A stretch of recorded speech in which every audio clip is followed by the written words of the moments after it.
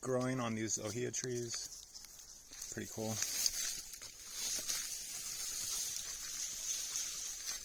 There are pigs, wild pigs out here, I know, but I haven't seen any yet.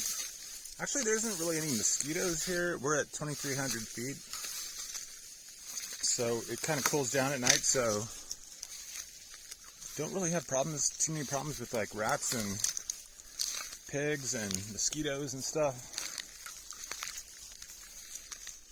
Kind of one of the benefits of being up at a higher elevation. You can see Mauna Loa live volcano from the end of the driveway. And I think Kilauea is actually even closer. I can't see it though. All right, come on, let's go.